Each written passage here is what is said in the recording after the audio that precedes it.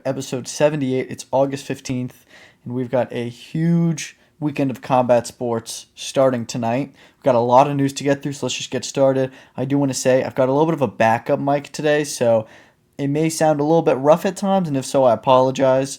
But without further ado, let's start, and let's preview what is potentially the UFC fight of the year, and that is Dricus du Plessis versus Khamzat Chimaev. This fight has all the makings of an absolute classic. The build up for it has been fantastic. I think it may be the most hyped up UFC match of the year. It's just got this whole, both guys have all this honestly kind of aura to them. Khamzat is terrifying, and he's just been such a dominant monster in the UFC. But then DDP has also been undefeated in his UFC fights, and he's just got this really goofy style, and it's made a lot of memes, like DDP by accident, DDP by whatever works, by falling piano, like he's just really, really funny to watch. And I mean, like, it's just such a good fight. That's all there is to say about it. It's just the styles are going to mesh so well, and it's so hard to pick who's going to win. And there's just, oh my gosh, both these guys are at the absolute top of their game. And yeah, I think that everyone's just eagerly anticipating this fight because it's going to be awesome. But there has to be a winner. And Sunday morning, we're going to have a new middleweight champion, or we'll have the same, but we'll have an answer as to who wins this, honestly, super fight. And I realize it's probably time that I'm supposed to make my prediction, but it's tough, dude. Really is one of the toughest fights I think that the UFC has had in a while, where it's just so hard to choose who's gonna win. I mean, oh man, like I feel like a few months ago when this fight got booked initially, everyone was just saying, "Oh, Khamzat wins," it's a banger, but Khamzat wins. And now I just don't know how sure I am of that, because DDP just has this thing of it's just kind of working out for him. Like that really is all there is to say about him. It's just, it always just kind of works out, and stuff happens, and it happens in his favor, and it doesn't make any sense, but he wins. He just wins. And I'm worried that could be what happens here. I mean, I'm not worried. I'm saying that could be what happens here. Khamzat, we know, also does have a gas tank issue. He doesn't necessarily, he's going to need to put it on in the early rounds. DDP is all pressure too, so he will make you tired. And man, like, I don't know, dude. And when you think about DDP, I mean, his first fight with Strickland was competitive. It was very competitive.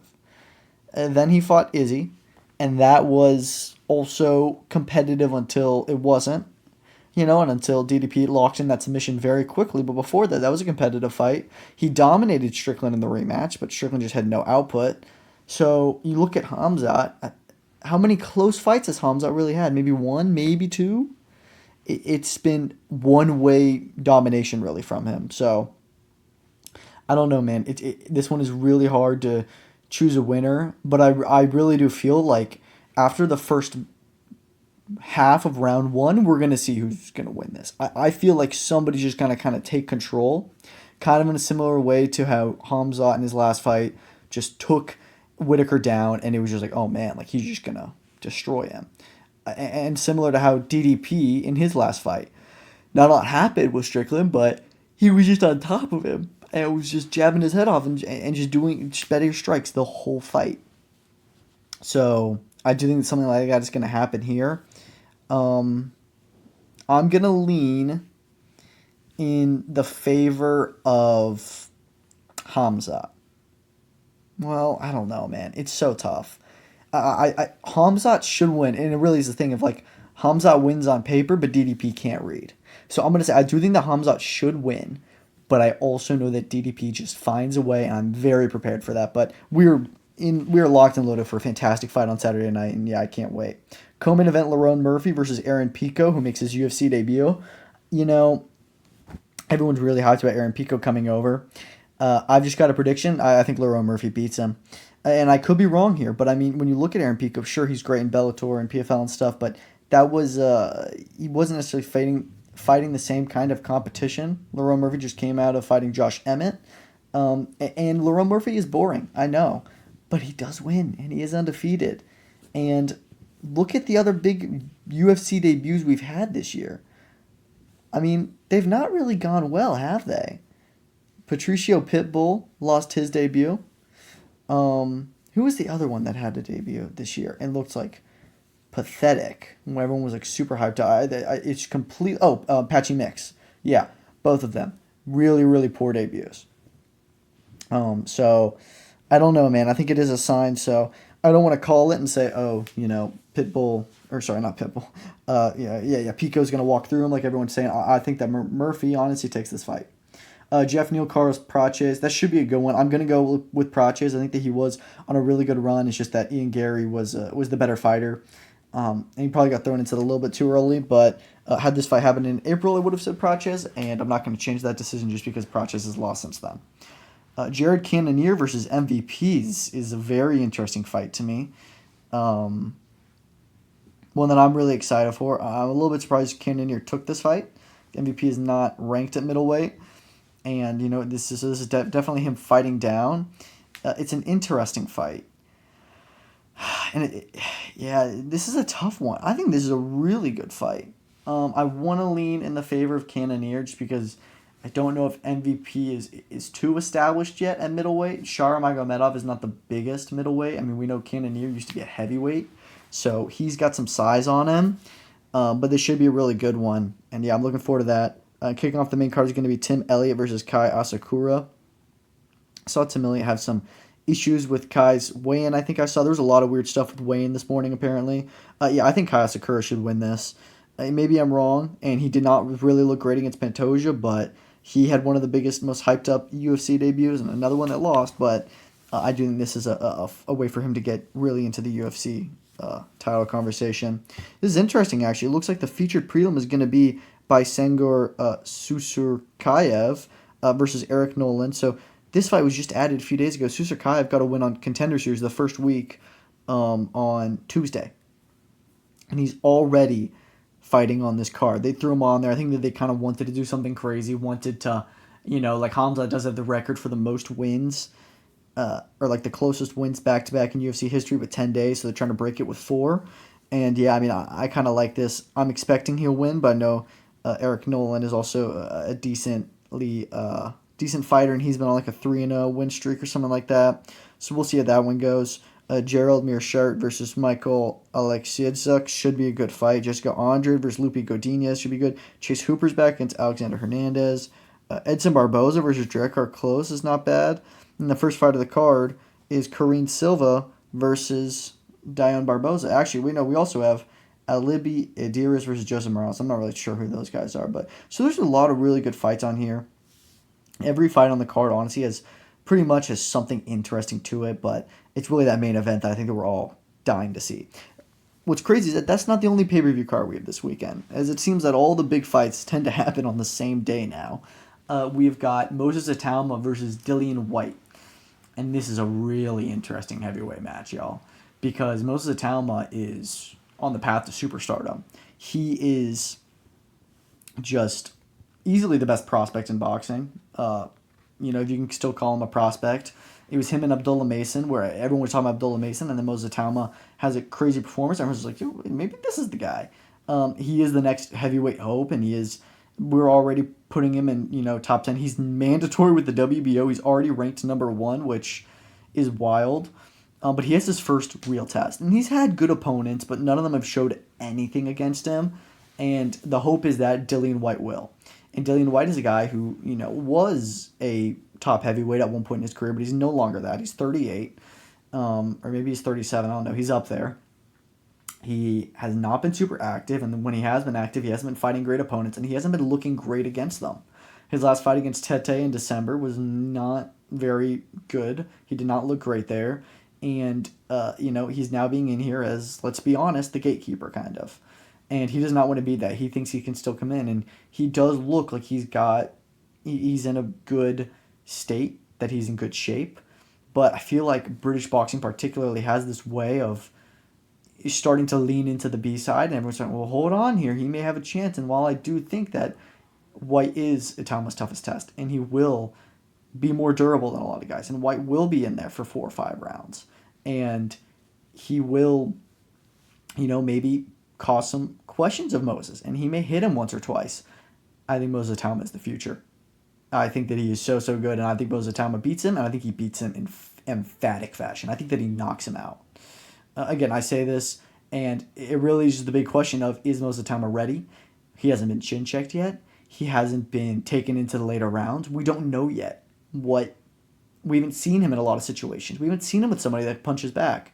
We're about to see, and it's just crazy how they've stepped him up so much where he's been fighting nobodies, and then all of a sudden he gets thrown into a pay-per-view headliner against Dillian Whyte. But yeah, I think Itauma wins this one. I think that Whyte's going to show that he's not done. I don't think that this is the final fight for Dillian Whyte. I think that he'll probably show something in there. There's okay, maybe he can have another one, but Itauma is just not. It's just not going to work out for him. Co-main event, you got Nick Ball returning against Sam Goodman, in what is my opinion probably the closest and best fight on the card. It's a tough one to say because we've never seen Sam Goodman in with somebody at true world level. He's never fought for a title before. Nick Ball has done that. He's fought Ray Vargas and had a draw with him, but most people thought he beat him. He had a very close fight with Ray Ford that he won. He's been there and he's done that, and he's fought good guys. And Sam Goodman is a really good fighter, but we haven't seen him get tested yet, really. So this is going to be a really interesting style matchup on Saturday.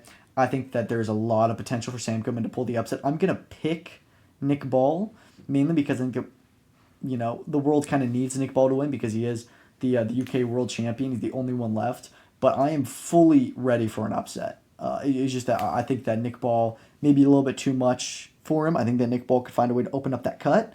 I think that Nick Ball is going to be a lot of pressure, and Sam Goodman's not going to love all that pressure. And we'll just see. But yeah, that should be a good one. It's also his first fight at featherweight. I think Nick Ball is, he's not a huge featherweight. He's very small, but I think he's going to welcome him to a higher division, and also somebody who throws a lot. You've also got Ray Ford versus Abraham Nova on the card, which is a very good replacement opponent in Abraham Nova. I think that he's a guy who's been kind of wronged a lot in his last few fights where he's had really tough decisions and he's been on the short end of them, and some of them, like the Andres Cortes fight, for example, he totally won that fight and just got blatantly robbed. So I think that he's gonna have some good moments here, but I think that Ray Ford is a top 10, maybe even top 5 guy at 130. I think he's really, really good. So I have no doubt that he wins this fight. I think that he probably wins decently well on the scorecards as well. So yeah, I'm picking him to win, likely by decision. And then you're also going to have Filip Hrgović versus David Adelaide, which is a really just weird heavyweight fight to me. David Adelaide, was having a really boring and competitive, maybe even losing a fight against Jimmy TKV, and he gets a controversial knockout. And then from that point on, it was clear, okay, we're going to do the rematch. And then out of nowhere, this gets announced. And it's like, oh, we're not doing the rematch. And now Adelaide's going to go with Filip Hrgović, who's like a top 10 heavyweight. And has only ever lost to Daniel Dubois. And even that was on cuts. And he just came off of beating up Joe Joyce. Like, I'm sorry, but Filip Hrgović definitely wins this fight. Like, it's not even a question to me. The only thing is David Adelaide does have a lot of power. Filip Hrgović has shown he can take a punch. So I think that Hrgović should 1,000% be able to beat him. If not, it would be a huge upset. And I think this is just a straight up mismatch of levels. I think that Hrgović is world level. I think that Adelaide's British level, and that's that. So, we'll see. But yeah, I see Hrgović winning this. You also have Hayato Tsutsumi on the card against Case Ashfaq. I don't know why this is as high up on the card as it is, but I'm looking forward to seeing Tsutsumi and seeing what he's got because he's very highly touted and he could be another big superstar in Japan, and rumors are saying that he could fight for a world title fight. He could get into a world title fight next, likely with Jazza Dickens for the WBA belt. As Roach is seemingly going to vacate that to go to 135. Although with the Tank rematch not happening, maybe he'll come back down. I don't really know, but word on the street is that Tsutsumi will get a title shot after this. And then you also have Muhammad Alakel opening up the card. He's got a new trainer apparently with Abel Sanchez, so hopefully he's got a little bit more pop to him because a lot of his fights have been kind of boring. So those are the two mega cards this weekend. We've also got a PFL card tonight with some good fights, but mainly it's the tournament finals for 3 of the divisions. Main event is Alfie Davis versus Gadzi Rabadanov. Look, Alfie Davis, he's been 2-0 in this tournament. He's gotten to the finals. He's pretty decent, but Gadzi Rabadanov, I think, may be the best fighter in any of the divisions in PFL right now, or at least in the World Tournament section. I think that he is so good. He's probably at a total of 3-4 minutes of fight time, if that, in the whole tournament. he's just a monster, and he won it last year. I fully expect him to win tonight as well, and to take that victory and become a two-time lightweight champion of the PFL, and or at least in their 2024 and 2025 seasons.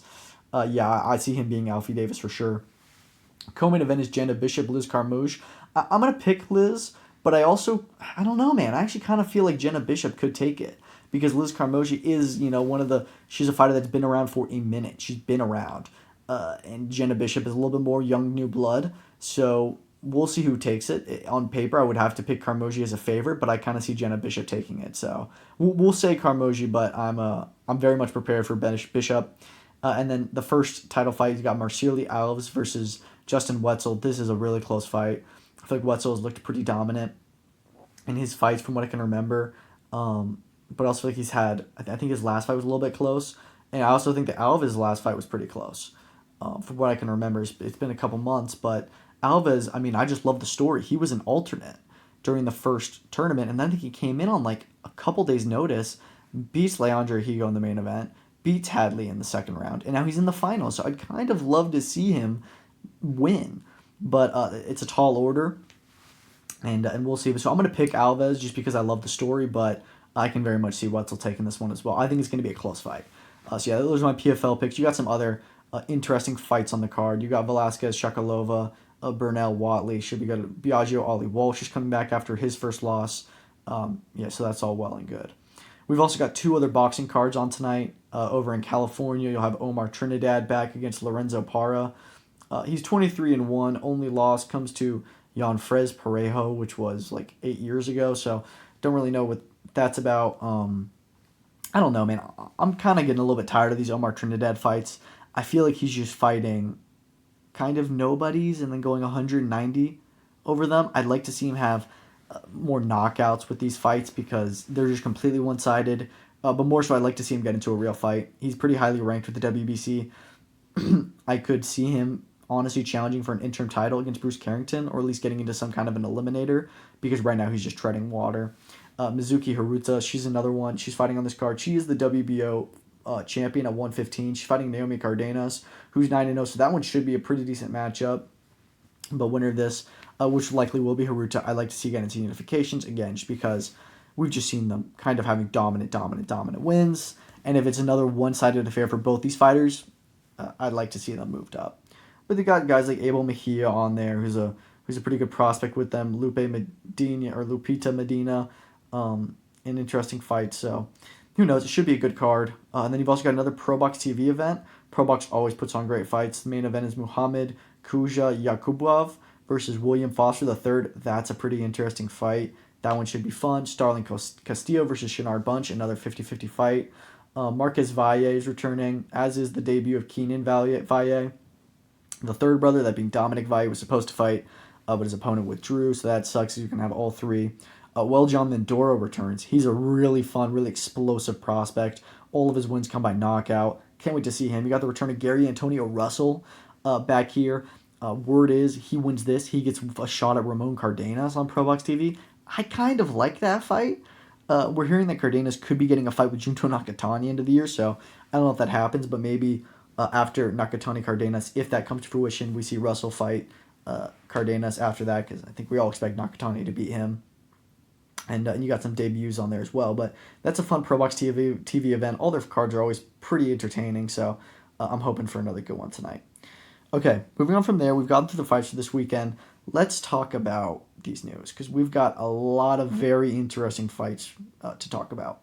First off, we talked about PFL for a good bit of this episode. They announced the rematch finally. Usman Nurmagomedov versus Paul Hughes 2 for their lightweight title on October 3rd in Dubai, site of the original fight. That fight was probably the best fight in PFL history, and it was also probably the biggest. And it felt really weird they didn't immediately do a rematch. Paul Hughes has had a fight since then. Usman has not. I think it was something around Usman probably was going through Ramadan and didn't want to fight during that time.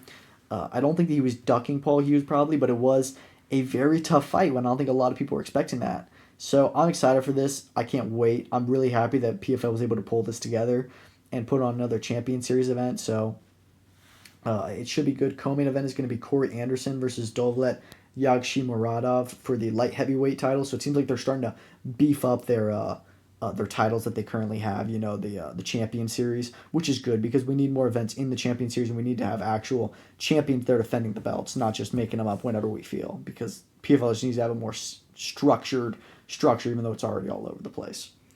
Word is there's still no negotiations on Usyk versus Parker. They're supposed to have reached a deal by, I think a week from now is the deadline. And now there's a report that Usyk is injured and is requesting an extension with the WBO. Part of me is like, okay, maybe he's injured, but part of me also felt that if you watched Usyk and Dubois fight, in the post-fight, Usyk said he wanted to take a few months off and not really think about boxing and just kind of spend time with his family and then come back and start training.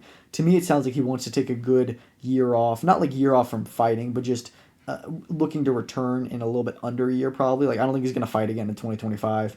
I was thinking he'd probably come back in around April maybe of next year, which sucks for Joseph Parker because he was a guy who was just super active and then needed to sit out a year, and I was probably going to sit out another whole year, but that is the fight to make. It's Usyk and Joe Parker. I would like to see Joe Parker get another fight in the meantime, but you just can't risk him fighting Caballero or someone like that. So you're just going to have to wait, unfortunately, until Usyk's ready to rematch, or not to rematch, but to finally call the fight and get it done. But we'll see. I think the Usyk could get stripped here if they deny this extension, and if they say no, you have to fight now. In that case, we could see Parker match up with Moses Itauma if he gets through Dillian Whyte this weekend, as Itauma is number one with the WBO. I could also see Itauma fighting Hrgovic if he wins his fight. There's a lot of good fights out there, and I think Itauma, once he wins this, he will be in that discussion now. This is really interesting. Sebastian Fundora and Keith Thurman apparently had verbally agreed to a fight for October 18th. Then Mike Hoppinger reports that there's a deal in place for October 25th in Las Vegas for a PBC on Prime pay-per-view. And this is a really disappointing fight for me because I feel like Fundora is coming off a few great performances. He's established himself as one of the best guys at 154. And Tim Tszyu was a good title defense. But even then, I feel like I would have rather seen him fight Zayas. Before that, he had the fight with Chordale Booker, which was just a horrendous title defense. And now Keith Thurman, who has not done anything to earn it. He had one win a few months back. Before that, it was 3 years out of the ring. I cannot at all get behind this. I'm seeing some people say that Thurman beats Fundora. If you think that, you need to realize that this is not Thurman of 5 years ago. This is Thurman of 2025, and he is not beating Sebastian Fundora. There is no way he beats Sebastian Fundora. That's that. So I think that some of these discussions are a little bit stupid. This fight is stupid. This is a very PBC fight. I mean, there are so many good names that Fundora could fight.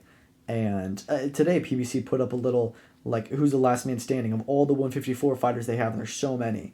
And honestly, Thurman is the weakest link out of there, just because he's just not. I mean, he looked good in March, but he also didn't look that good, and he didn't have a great opponent. I mean, if you put him in with world level guys today, I think you see that he's past his time, especially Fundora. So I don't know, man. I really don't know, but I do not think that he should be in this fight. We also heard of another 154 fight on October 18th, also from Mike Coppinger, reporting that Vergil Ortiz Jr. and Erickson Lubin are closing a deal. And I actually like that fight.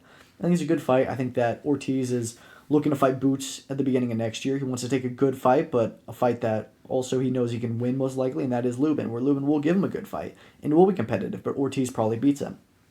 I like it. I just kind of feel for Murtazaliev, who nobody wants to fight, and he's been trying so hard to get a fight, and then Lubin literally gets ordered against him for a world title, and Lubin still says, I don't want to fight that guy, and he fights Vergil instead. And I'm not saying that, Vergil maybe is a tougher fight than Bakram potentially, but I just feel for Bakram Murtazaliev because he's just not getting any fights when he literally holds a world title, but he's very high risk, very low reward, and I get that. But so it looks like we're gonna have October 11th Boots Lima, October 18th Ortiz Lubin, October 25th Fundora Thurman. So big 154 fights back to back to back, and we'll see how that all goes.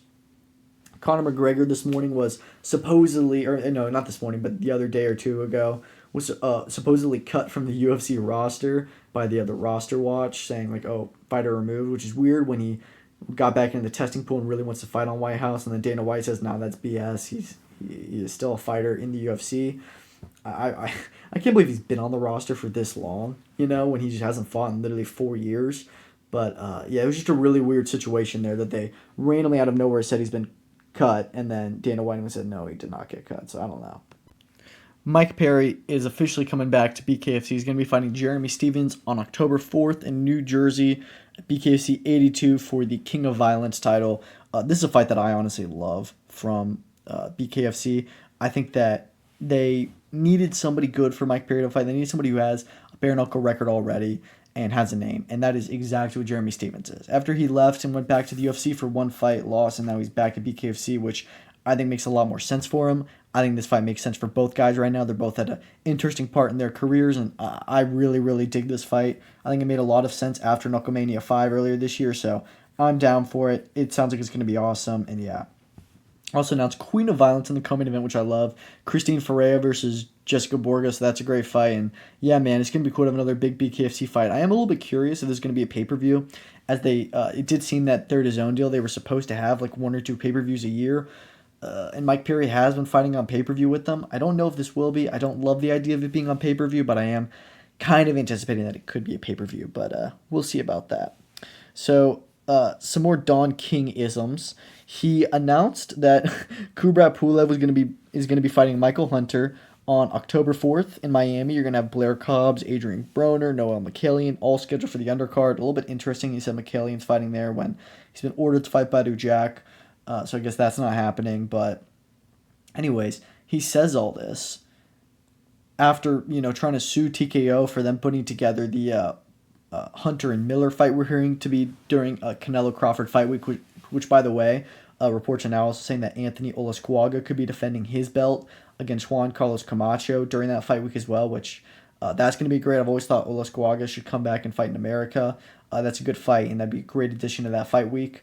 But anyways, yeah, really, really weird that Michael Hunter has 2 fights now booked for a couple weeks apart, and he's now posting the Ring Magazine thing saying that seemingly saying that he's fighting Jarrell Miller and not fighting Kubrat Pulev, and he's saying that he's no longer aligned with Don King, but Don King is still trying to say, no, Kubrat Pulev and Michael Hunter are fighting October 4th. I don't know what is going on. I don't know why Don King is still around in the sport, but it's just such a weird situation, and I hope that it gets cleared up soon because it just doesn't make any sense right now, and yeah, it's really weird. Most Valuable Promotions just signed Yokasta Valle. They already had her younger sister, Naomi Valle, but Yoka Valle is a multiple division world champion. Huge signing from them. She just left Golden Boy a few months back, and now she's over here. They had a whole press conference for them, so I think that they're probably planning an event in Costa Rica, trying to do something similar to what they do with Puerto Rico, and making a big emphasis on that country, breaking into a market nobody else is really in. And yeah, I kind of like it. She is a big signing, and MVP just got so many great women's fighters that they do need to start beefing up their amount of events just to be able to keep them all active and get them in big fights. WBC have ordered now the rematch, or not the rematch, just the title fight between Ricardo Sandoval and Galal Yafai instead of the Rodriguez rematch. Yeah, so obviously after Francisco Rodriguez got popped for PEDs, the WBC turned the fight into a no contest, restored Yafai's interim champion, and ordered him and Rodriguez to have a rematch. And it didn't really make a lot of sense because you're essentially giving Rodriguez just another shot at the belt when he doesn't deserve it.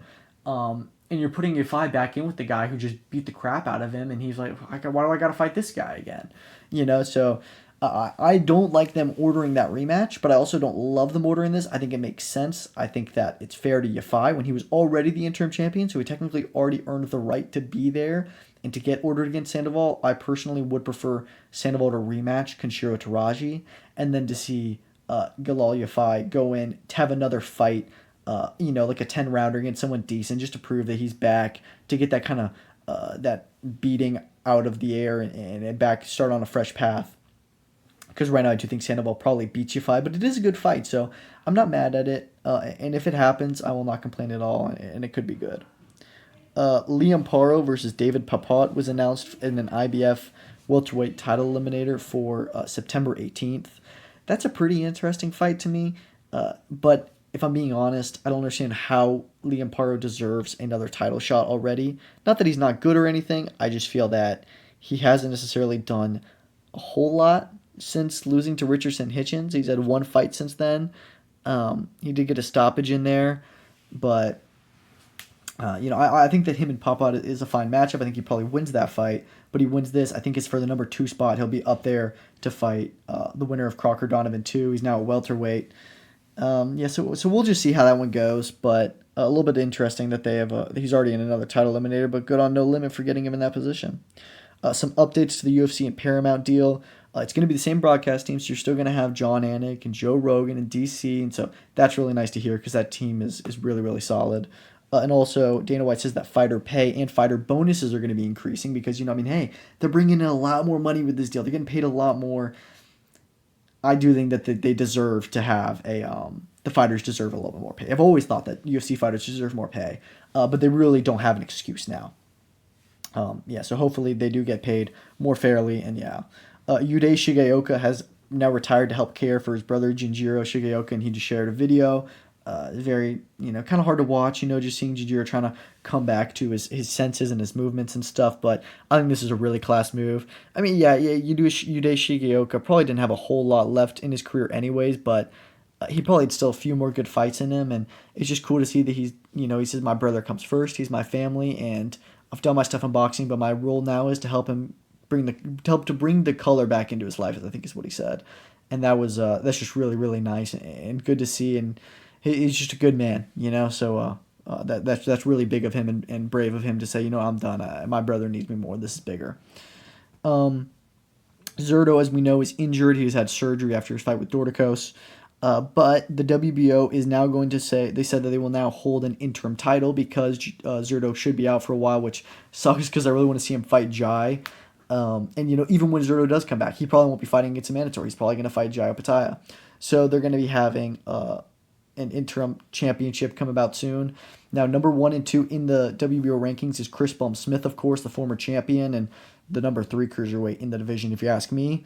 And then Roman Fres, who I'm going to be honest, I have no idea who Roman Fres is. Cruiserweight is a very dead division. I would have thought there'd be somebody else up there. Maybe Fres is good. I have no idea. I don't want to knock him, but I just don't know who he is. So I'm assuming that CBS probably beats him. So I could see Boxer try and set that up for one of their BBC shows. That's a good headliner. It's an interim title fight. And he gets CBS back in the position for that rematch and the winner of Opetaia Zurdo. So, hey, man, I like that. Louis Edmondson versus Ezra Taylor. Apparently a deal has been agreed for that fight for the British and Commonwealth light heavyweight titles. I said that should land on the Buatsi Parker card, as that's an all light heavyweight British card. They've already got 3 really great fights on it. Throw a 4th on there, why not? If it doesn't end up on there, that's fine. I thought that it was going to be on there, and I'm guessing that they just had some issues, or didn't have some issues, but just hadn't gotten the deal done yet. So that should get announced probably this week. If it's not on there, it may be on its own show, maybe on the undercard of another show, but it is a really good matchup in the sport. And I really like it. I think that's a very competitive fight. One that I probably think Ezra Taylor wins. Neither are coming off of great performances, but it's a really great fight. It's an in-house one for Queensberry, so I'm excited for it. Alexander Gvozdyk, really interestingly, has said that he was approached for a fight with Khalil Ko, but believes he's going to be fighting Jesse Hart instead. Obviously, I think that this Khalil Ko fight is going to end up on the Jerome Boots Ennis undercard. Makes sense. Ko's from around that area. He's fought on his undercard, I think, twice now.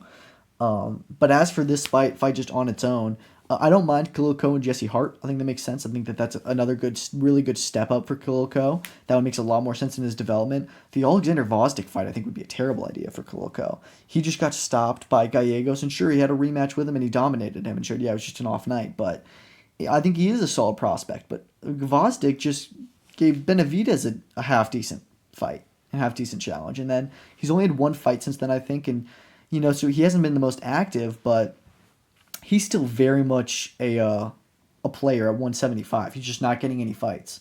But him, I would, if he and Khalil Ko were to have a fight, I would totally think that he beats Khalil Ko. I'd pick him 9 times out of 10. So probably a good idea for Khalil Ko to realize, hey, let's not jump this far. Let's get a good challenge, but not somebody who I will be the underdog against. I like that. Lazy King is going to be back on September 26th, and PFL Nantes is going to be fighting Kevin Jousset. Interesting that Kevin Jousset is in the main event here because he is apparently it's his PFL debut, and I don't know. I just feel like some of these guys like Lazy King and Lewis McGrillen and Paul Hughes and Cedric Doumbé are these kind of more top PFL guys that they have in Europe, and hold Paul Hughes. We're not seeing them in a lot of like real fights. I feel like at least like Cedric Doumbé could be fighting for one of their Champion Series title fights, so they should probably get them going in there. But McGrillen and Lazy King I think are more European level guys, but yeah, I'm excited to see that. And then lastly, BKFC announced they're going to be coming back to Dubai in November 21st and 22nd. They're going to have another 2-day event just like they did earlier in April this year. That was a pretty fun concept to do 2-day events, and we're seeing them more prevalent. This would be BKFC's second. Japan is done. We've seen 1 or 2 of them done in Japan. MVP is about to have a 2-day event next weekend in Orlando. So I like it. I think it's a fun thing to do in combat sports. But and it's going to be an interesting weekend in the Middle East. You've got UFC in Qatar on that Saturday. You got BKFC on Friday and Saturday in Dubai. And then in Saudi Arabia, you're going to have the Benavidez Yard card. So really crazy weekend of fights in the Middle East. And man, it just shows, man, the money pays, and they get the good fights in. But that's all I've got for today. Thank y'all so much for listening. I hope you enjoyed. Enjoy the fights this weekend. It's going to be awesome. DDP Khamzat is just going to be so good, and that whole Itauma Whyte card's good. The whole UFC 319 card is good. All the fights, all the cards are really solid this weekend. So, yeah, that's all I've got. Thank y'all so much for listening, and peace out.